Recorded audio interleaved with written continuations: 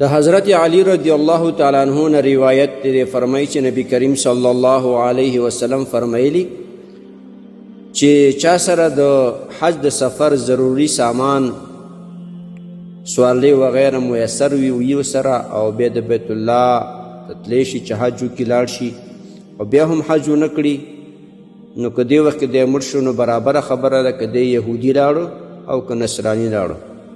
بیا نبی علیه السلام د قرآن پاک آیات تلاوت کو چې معنی دا ده چې د الله دپاره د بیت الله حج فرض دی په هغه خلکو باندې چې هغوی د بیت الله ته د تلو طاقت لري. د دې حدیث روایت ترمذي شریف کړی دی. محترم مسلمانانو ورونو، دې حدیث نه موږ دا خبره زده کړه چې چا باندې حج فرض وي، یعنی د تیاری ټیکټ لري، حج داخله کولی شي، هلته د کمې خرچه وغیرې هغه پیسې دومره پیسې ورسره وي چې دی د کور نه لاړ شي حج وکړي او بیرته راشي دومره پیسې ورسره وي او بیا هم حج نه کوي. نو حج په فرض وي بیا هم نه کوي او په دې وخت خدای مکه دی مړ شو نو دی نبی علیه السلام فرمایي برابره خبره ده که دی یهودي د دنیا نه لاړه او که نصراني لاړه.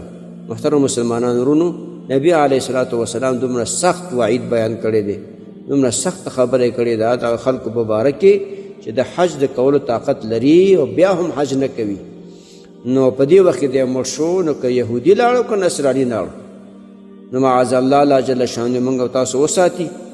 لکه څنګه چې نبی علیه السلام د مانځه په باره کې دا سخته خبره کړې ده او دارنګې آیات کې هم داسې راځي چې مونځ تر کولو دا د مشرکانو کار دی. نو دقه رنګې نبی علیه السلام د حج په باره کې هم سخته خبره کړې ده. لہذا هغه خلکو ته غنیمت دی چې هغوی دا وخت غنیمت دی چې هغوی طاقت لري او بدن یې روغ جوړ دی، نو په کار چې زر ته زره حج وکړي، کال بل کال ته دې نه پرېږدي. خدای مکه په دې وخت کې په مرګ راغی او حج یې ونه کړو نو مرګ خطرناک دی. لہذا هر سړی خپلې سرمایې او مال دولت ته سوچ وکړي چې حج په فرض نو حج زر کوئ، وروسته کوئ مه.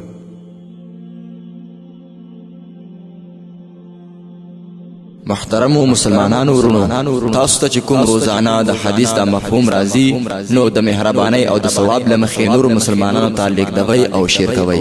والسلام. د دیوبندي مسلک حنفي کاروان سټوډیو لخوا وړاندې کیږي.